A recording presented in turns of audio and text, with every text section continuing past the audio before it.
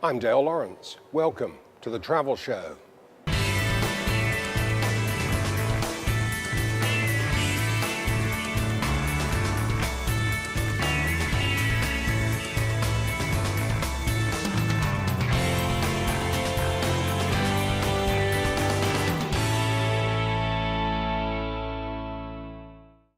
Fly different, feel extraordinary.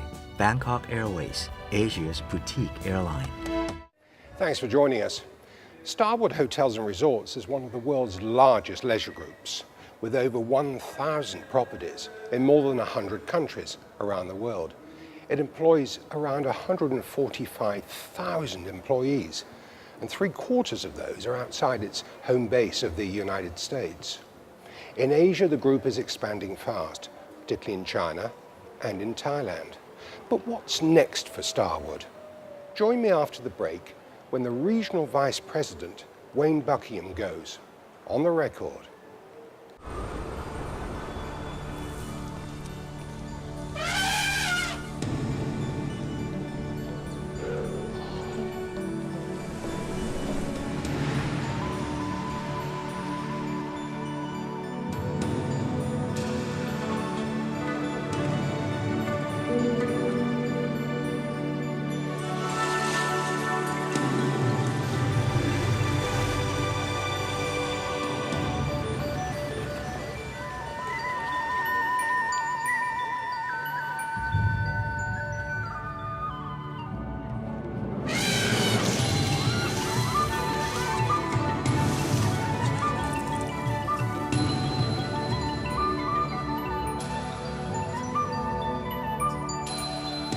Amazing Thailand, just as amazing as you remember.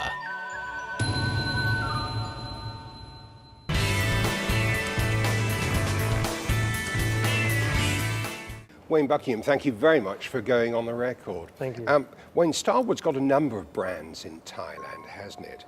Sheraton, St. Regis, Westin, Le Méridien, 4 Points by Sheraton. And you've got these newer brands coming onto the scene. You've got an A-Loft property opening soon, haven't you? That's correct. And also a W. True. These are relatively new brands for this market. So, I mean, this is a hive of activity for you. Actually, Thailand. Bangkok has been good for Starwood. We will have eight of our 9 brands in the city by the end of next year, and the 9th brand, which is Element, which is really a green brand, is not being released in this part of the world yet. So I think Bangkok will be a showplace for Starwood and for the brands, for owners, investors, to come and see what do these brands look like.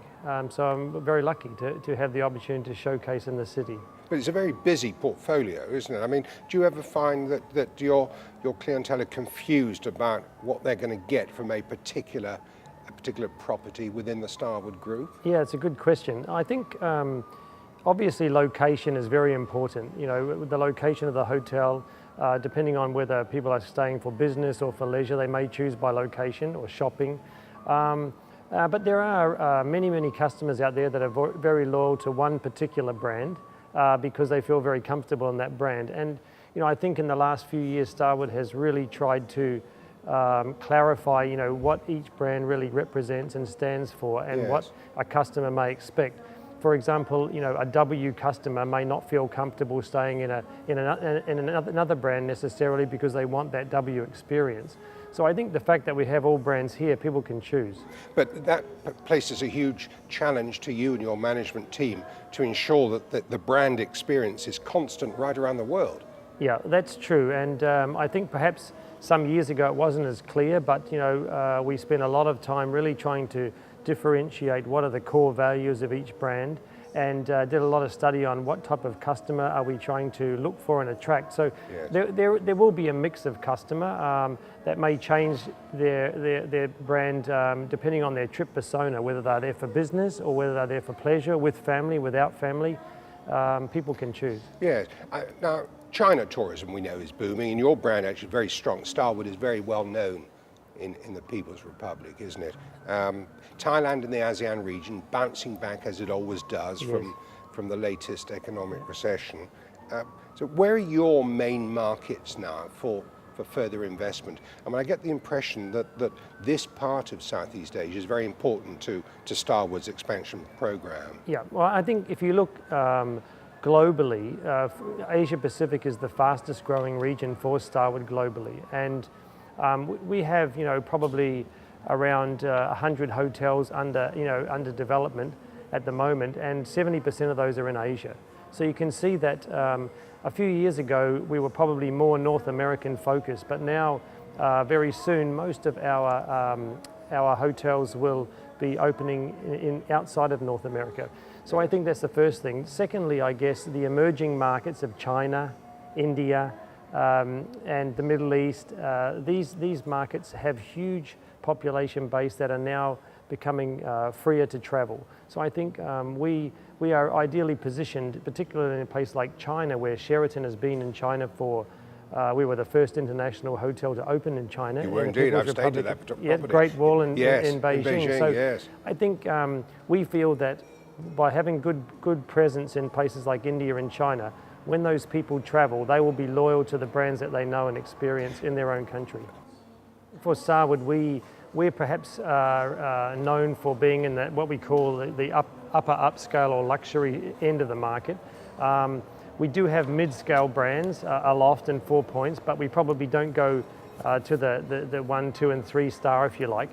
In our industry, we don't talk about star so much as the positioning of mid-scale, upscale, upper upscale. But you're your right. consumers would understand. They see it like that. They understand, Yeah. that a 5-star property is going to be a lot more comfortable than a 2-star. Yeah, no, I think you're right. And I think the fastest growing market is in that mid-market, mid-scale market. Yes. And hence 4 Points by Sheraton will be probably one of the fastest growing brands that we have in the future. Well, we actually interviewed the general manager, Janet McNabb, Oh, Janet, okay. earlier in the series, and had a close-up look at the 4 Points by Sheraton here in Bangkok. I mean, that property is doing particularly well. Yeah, I think two things. I mean, you get a full experience, full hotel experience in a very good location at a very good price point for the greater majority of the market. So I think those three factors, and the brand experience that we were able to deliver there, people feel very comfortable there. The aim there really is not to be too complicated about over complicating and over fussy about the hotel experience, but to be more relaxed and just to deliver it well and let people come and enjoy. But looking ahead, Thailand specifically, but you're also responsible for Vietnam and Yes, that's Cambodia, correct, aren't yeah. you? And I mean, then those neighbouring countries will also experience increased numbers of visitors. Yeah. I think particularly from the region. Yeah, definitely. I think Vietnam has really got huge growth potential, particularly in resort. I mean, most of the concentration has been in Hanoi and Ho Chi Minh for many years, but there's a lot of coastline that can be developed. I think infrastructure it takes time to be able to provide flight accessibility into those destinations. But I think, unlike areas in Phuket where it's quite difficult to find beachfront land anymore, Vietnam still has a lot of coastline. And build legally, of course. Build, yeah, of course. So I think, I think the tourism industry is certainly a long way behind Thailand, but it's growing, and the government I think the support. point about Vietnam and Cambodia at the moment, Wayne, is that the vast majority of visitors will fly through Bangkok first. Yeah, well, I mean, the that's number true. of opportunities to fly directly to those two countries are very much fewer than coming to Thailand. Yeah, more difficult. And I think the visa restrictions will also hinder countries from expanding quicker. So I think Thailand's done a good job when they're wanting to try to promote the destination, is to look at how we can have short periods of visa-free for certain countries, just to try to, I guess, introduce trial for these countries. I think it's a good move. Yeah. And something which I hope will continue. The new government talking about getting 30 million visitors to Thailand by the year 2015. I mean, it's the same old story of politicians being obsessed by numbers rather than quality of visitors and the spend factor. Yeah. Look, I think it's good to have aspirational goal in anything that you're looking for, but Well, that's virtually a 50, well, in fact, more than 50% yeah. on what we're expecting this year. Yeah, for it's probably Thailand. 100% growth to get to 30 million, yeah. So I think, as long as the country is politically is secure and well managed, I don't see any reason why Thailand won't grow at a very fast pace. It's really about confidence. But you're right, I mean, numbers alone don't really tell the story. You need to look at the mix of numbers, where are they coming from, what types of accommodation are they looking at. If they're all backpackers, it doesn't help the hotel industry, for example. Well, it wouldn't help you, because I would imagine very few backpackers are going to be choosing to stay in your properties, probably above their price range. No, that's true, but I think we're still interested in looking at backpackers. I think you'll find that the places where backpackers stay tomorrow, by 2015, 2020, will become the next exciting areas for hotels. I mean, you look at Koh Samui, Koh Samet, these places many years ago were very heavily influenced by backpackers, and now look at the hotel development. Yes, well, of course, backpackers 15, 20 years ago are probably now earning high salaries in middle and upper management. But the backpackers of today inevitably are traveling on fairly tight budgets still, aren't they? I think so. So I think we've got to look at the mix and the geographic source of business, where those numbers are coming from, to see how we would adapt the services that we need to offer. Indeed. Now, having a look at the sort of the makeup of the Starwood empire, if you like. Yep. I mean, you've got, I said in my introduction actually, well, I mean, you've got over 1,000 properties, edging ever closer to 1,100 now in over 100 countries around the world. But interesting, you only own 62 of them. I mean, and in fact, your board's policy has been to divest its interests in owned real estate, and expand your network of joint venture properties or franchise properties management. Is this simply to maximize shareholder value? I mean, there was a time when Starwood was not a publicly listed company on the New York Stock Exchange. Now it is. You have a duty to return the best possible dividends to your stockholders, don't you? Yeah, that's true. Is this part of the reason why you're getting out of owning bricks and mortar? I think obviously we need to have a mix of both, but I think the company is looking in its growth strategy more towards the managed side. Obviously, there's no capital investment when you're a management company, and the risk is high. Profile is very, very different. Yeah, of course, the risk profile is different from an investor's point of view. I think we can grow much faster as a managed company than you could do if you had to put equity into every property. But Starwood will always have some equity in key gateways and key cities of the world because it makes good sense to be there and show commitment to those destinations. Yes. What about adding value to your customers' experience? Every brand, we are constantly innovating. I think Starwood is known in the industry for being a very innovative company. If you look at initiatives like the Western Heavenly bed, we re-engineered the bed, which nobody else had even thought of, and now of course everyone years later has tried to copy it, and now we've already moved on to something else. But I think the W brand was a very innovative brand where we saw a space where there was the young traveller who wants to be part of that in crowd, who has a penchant for fashion and music, and W brand was created and is very successful. So I think we are, as a company, very innovative. I think Starwood Preferred Guest, we were also cutting edge in terms of the offering that we gave with no blackout dates. We were the first hotel loyalty program to offer. That was a very popular move. Very popular, and it's taken some time for the competition to catch up. Now they're sort of catching up, but we will reinvent ourselves again. Of course, with the portfolio you've got much more flexibility to create that type of policy. I think that's a good point. I mean, there are other competitor hotel groups out there who maybe have less brands than us, so their ability to grow fast and to have an offering for all different types of the market is probably more constrained than what Starwood is. What can we expect when the W Hotel opens in Bangkok? The beautiful thing about that hotel That's is near the old Russian embassy. Yeah, I guess. there's a high-rise, obviously a high-rise core W, and then we have this heritage Russian embassy, beautiful building that will be which is subject, I think, to preservation orders. Yeah, so you can't. heritage listed. So that will be refurnished or refinished in line with heritage standards, and it will just give. But as part of the hotel. Part of the hotel. So what? So within the old that beautiful building, you actually get a very good view of it from the Skytrain, don't you? What's that going to be? Well, obviously there are limitations with what we can do inside the building because of the heritage, requirements that we have there. But It's quite a flexible space, has a lot of really interesting rooms with beautiful ceilings. We have a lovely courtyard under a big tree. So there'll be guest rooms rather than there are function some. rooms? There are some. I think we have about 4 large suites, but most of the space will be food and beverage related space. So I would see things like fashion launches, jewelry, cosmetics, weddings, maybe a quiet place to have a little drink and talk if you don't want to be in the kind of the more noisier space. So it's going to be very interesting when fantastic. that property opens. How big is it going to be? Does it fall into the boutique category, No, or is it bigger than that? It'll be 400 rooms. That's very big. It is very big. Yeah. I've asked this question of many leading hoteliers in Thailand and indeed around the region as to why you keep opening new hotels when we've already got an oversupply in Bangkok. Yeah. I think it's a cyclical thing.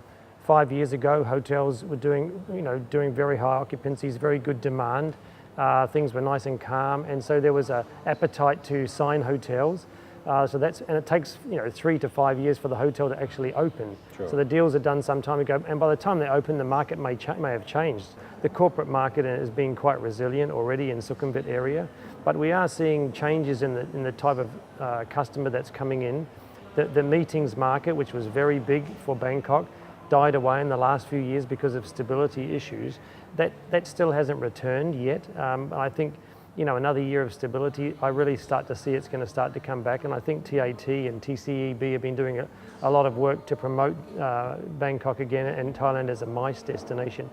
We'll come back and talk a little bit more about the MICE business in just a moment, Wayne. But for the moment, thank you very much indeed. Okay, We'll be back with more Wayne Buckingham after the break. But first, here's a roundup of the latest news.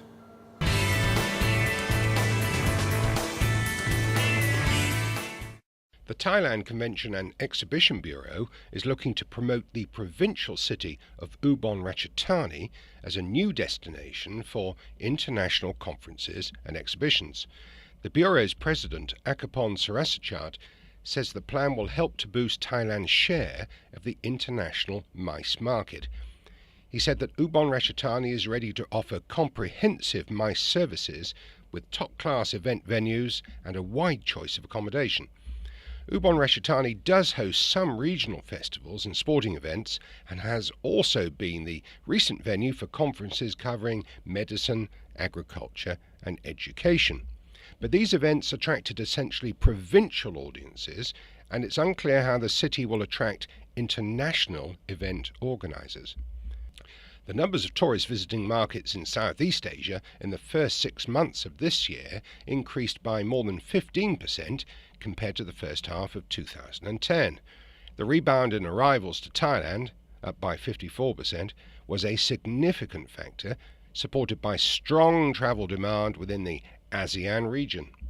Finally, in Cambodia, the Siem Reap Tourism Department says that almost 1 million visitors arrived at the Angkor Wat Temple complex in the first 7 months of 2011.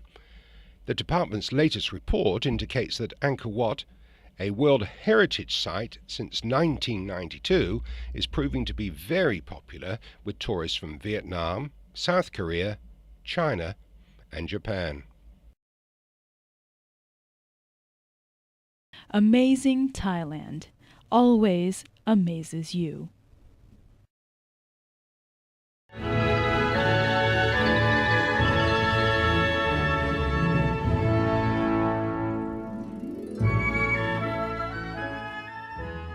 Railay Beach is an ideal destination for anyone who loves both relaxing on beautiful white sandy beaches and the adrenaline-pumping adventure of rock climbing.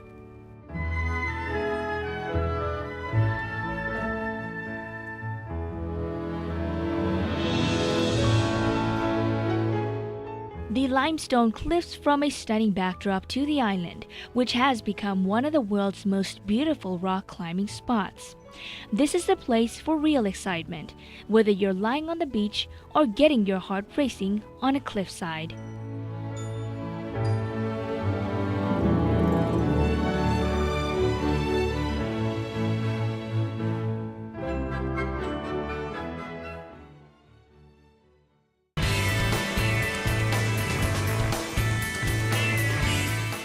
Welcome back. I'm talking to Wayne Buckingham from Starwood Hotels and Resorts. Wayne, before the break, we just touched upon the MICE business, the meetings and centres business. And there's one particular property of yours in Bangkok that comes to mind that was actually built as a events conference venue, wasn't it? Nearly 30 years ago now, the Sheraton Royal Orchid Hotel, as I said, built in a different era for travel and tourism.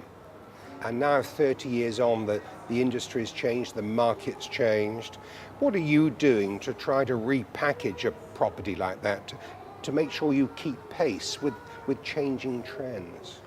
Yeah, I think you're right. I mean, as I mentioned briefly before, that the meetings market has gone through a bit of downsizing, I guess, if you like.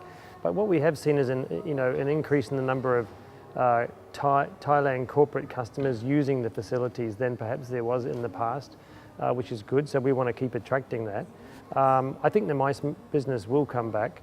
It's just a matter of time, a little bit more time. But of course, they plan 1-2 years ahead, don't they? So I think that's always the thing. They need to feel comfortable that in 1 or 2 years' time, everything's going to be okay. So, and when the MICE market started to drift away, you have to look at, what other sources of business that you can try to cultivate.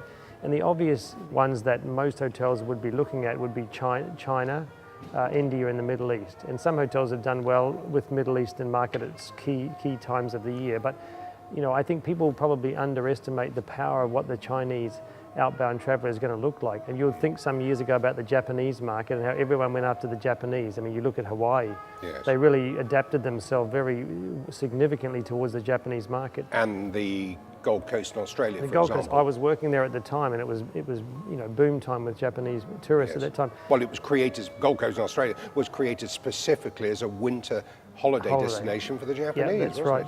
So I think the Chinese will be significantly bigger than the Japanese were in its heyday in terms of tourism. So, in terms of pure numbers, I don't think there's any doubt about that. Way. So I think we will have to start adapting our services that we offer to be able to cater for the needs of these different travellers. Including language, food or cuisine's very important to them. And just the amenities that are in the room, what they're used to wearing. What you serve for breakfast. What you serve for breakfast, and it can't just be someone trying to make up a Chinese recipe. It needs to taste the way that they want it to taste. So we are already doing this, and Royal Orchid is constantly trying to reinvent itself. And I think in the last 2 or 3 years, in fact in 2010, we just finished an extensive renovation of the hotel. $35 million. The owners invested in the hotel, which is a significant amount of money. You've got over 700 rooms there, I think, haven't you? 726 rooms. Yes. So we basically refurbished all the guest rooms and corridors. The exterior of the building, we added a new bar and restaurant on the terrace on the riverfront. Sambal, which won a design award. Actually, yes, it was lovely to see. And I think we are thinking more in terms of how do we create family and leisure. It's very popular with tour groups. I mean, I passing by quite frequently. I mean, you see a lot of the tour buses, and you go into the hotel, and there's all sorts of nationalities there. But I mean, it's a challenge for you to maintain a reasonable return on your investment in the current climate, isn't it? And you've got a lot of rooms to fill there. It's a challenge. In the last couple of years to fill that many rooms, and hence the reason why MICE market is so important to us as a hotel. But I think it's we've been through a stage during the refurbishment. I think we did it at the right time when the market was really down. That's the time to renovate. So we're not waiting for the business to come back and then close the hotel down to renovations. I think we did the right thing. We're constantly seeking new markets, new opportunities, and I think our customers expect that. Food and beverage is changing dramatically in the city. If you look at leisure travellers, which were very predominantly European on the river, they tend to stay a long time. They eat in the hotel most of the time. The Asian traveller is far more experienced about Asia. They like Asian food. They're prepared to venture out a lot more than, say, the European was, and that makes us think again about probably now. A little braver in terms of where they choose to eat. Yeah, I think they're more used to it and they're more comfortable. Yes. And there's a big Chinese community in Thailand, as you know, so I think they feel very comfortable. Now, I want to turn to your CSR programs, Wayne, for the Starwood Group as a whole. You've got a remarkable partnership with UNICEF, haven't you, where you invite all your guests to just donate $1 or the equivalent in a local currency. Just add that to their bill, and that goes to the UNICEF program. And I think I'm right in saying you've raised over $7 million since this program started. Yeah, I think in Asia Pacific, you're right. Globally, it's about 24 million US. And this initiative is really to, allow guests to, when they check out, to pay this $1 per stay. It's called Check Out for Children. Check Out for Children. And yes. This is purely optional. It's not something that we force upon the guest. But we have been able to raise a significant amount of money. This is over a period of, I think, 1995 to 2010, $24 million. And that money is being used for the immunisation of children particularly, hence the Check Out for Children, against, these killer diseases that, have been very rampant. And I think in countries like Bangladesh, Myanmar, these funds are used to provide vaccination. Moving forward from this year, there's a focus more now on how to help schools that can educate impoverished children. So a lot of the funding that we will generate from these types of programs will go more towards children and education for a change. And then every year we have a big challenge, if you like, that every hotel is asked to do something special. Yes. To try to raise additional funds for the same cause. And I think one interesting local project as part of the UNICEF Check Out for Children campaign is you're organising a mini marathon here in Bangkok later this month, aren't you? Where your staff, all the Starwood employees, are going to be invited to take part and raise money through sponsorship. Yeah, actually this is about, I think, the 7th year that we'll be doing this. It's really a 5K or 10K runs. It's not really a marathon as such, but 5K and 10K run. It still seems a fair distance to me. Yeah, in the heat. Yes. Very early in the morning, mind you, at Suan Luang Park, and on the 18th of September. And it's not only available for Starwood staff, it's available for anyone in the general public who would like to come and run it amongst friends. Early in the morning, we have lots of prizes and giveaways, and it's really a fun day, as well as the hard yards of having to compete. So Royal Orchid, we started this, we pioneered this 7 years ago. It was very successful, and now we work with our other Starwood sister properties to make it bigger and bigger. Well, you've got a lot of properties across Thailand. And how many would you expect to take part in the mini marathon? Actually, the closer ones, probably about 6 or 7 hotels will take part. Obviously, the ones that are closer to Bangkok. But some of the GMs from Pattaya, Hua Hin also send numbers of people from their staff to participate as well. Well, I hope they're leading by example and in training as we speak. Yes, well, I'm sure some of us are. But I think you do need to train for this. It's not as easy as it may sound. But no, I think last year we raised over 10,000 just on that one US dollars just on that one run. That's very good, which is great. Very good. I would imagine 1 or 2 of your colleagues are probably just paying not to take part. Yeah, they buy a T-shirt, and that's a very good donation towards the cause. Absolutely. And how can our viewers support? I mean, there's very worthy cause. And I'm wondering, Wayne, if there's a website that our viewers can go to just find out a little bit more about it. Yes, if they like to log on to royalorchidsheraton.com, all one word, royalorchidsheraton.com, they can find out more information. We'd love to have them. Okay, we'll trail that at the end of the show. Okay, great. So you're in training then, clearly. Of course. You can tell. Wayne Buckingham, thank you very much indeed for talking to the Travel Show. It's been a great pleasure. No, thank you very much. Thank you very much indeed. Care. Thank you. Amazing Thailand always amazes you.